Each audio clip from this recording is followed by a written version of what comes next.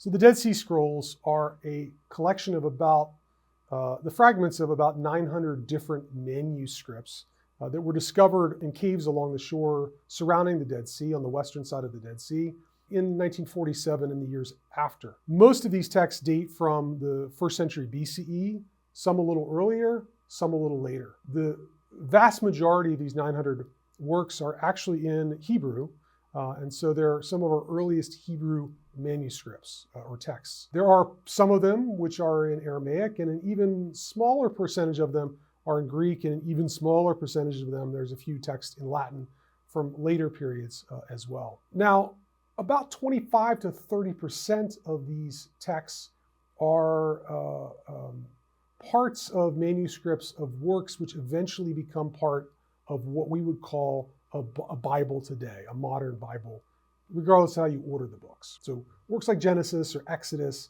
or Isaiah, we found copies of those, or in some cases, fragments of those.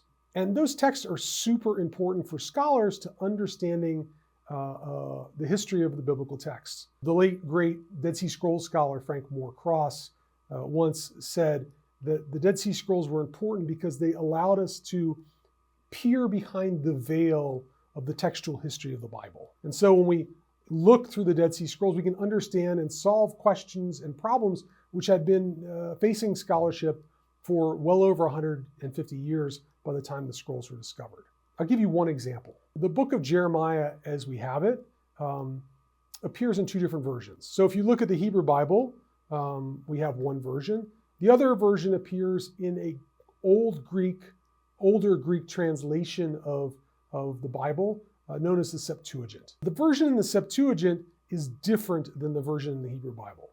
The passages and chapters are in a different order, and it's about 1/5 shorter than the version we have in the Hebrew Bible. Before the discovery of the Dead Sea Scrolls, we were like, how did that happen? Did someone take the Hebrew and when they translate it, cut up and move it around or leave some things out? What was involved there? Lo and behold, when we get to the Dead Sea Scrolls, we discover multiple copies of the book of Jeremiah. Not the whole copy of it. We have fragments because, worms and time and age and disintegration. But we have enough there that we can discern that there are different manuscripts of Jeremiah. Some of those manuscripts, and all of them are in Hebrew, some of those manuscripts look a lot like the version we have in our Hebrew Bible. And other versions of them look a lot like what we assume to be the Hebrew underlying the translation that is found in the book of Jeremiah. By having the Dead Sea Scrolls, we can now argue that it wasn't the work of the translator of the Septuagint that changed the text of the Hebrew Bible, but rather in antiquity, there were two recensions or two different versions of the book of Jeremiah that were circulating alongside each other. And in fact, in the case of the Dead Sea Scrolls, they were circulating right next to each other in the same person or group of people's library. So this tells us that the Septuagintal translator, the Greek translator, took one recension and used that as the basis for their translation to Greek of Jeremiah. It seems to be that both of these versions of Jeremiah, they're different, were actually viewed as authoritative by the people who read these texts, which challenges our contemporary notions of thinking about text as fixed objects and you can only use one version of them. A second lesson we learn from the Dead Sea Scrolls as Bible scholars is our notion of there being a fixed canon of Scripture, a fixed list of books which are authoritative for a religious community, and a list of books which are not, is not the same as how people appreciated text in antiquity. They didn't operate with a fixed notion of what a canon was, but they viewed books as authoritative. And often their understanding of what book was authoritative is different than what we might do or might consider today in various religious communities. I'll give you an example.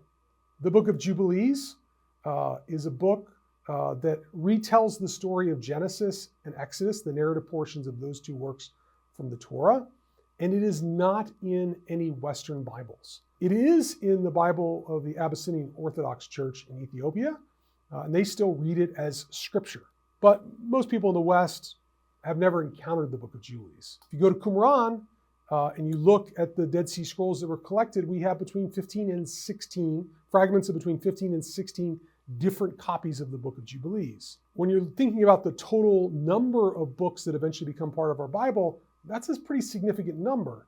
That's more copies of Jubilees circulating among the Dead Sea Scrolls than there were copies of the book of Leviticus, an equally important book. So this tells us that the folks who had the Dead Sea Scrolls associated with the settlement at Qumran understood these works to be authoritative and important and vital to their religious life. And in fact, in some of their key literature, they quote from and cite and refer to the Book of Jubilees. So these two lessons, one, that there were multiple versions of biblical texts circulating in antiquity, each with equal authority, and that there were different books that people considered important in antiquity than we might today, are two lessons that we've learned about the Bible from studying the Dead Sea Scrolls.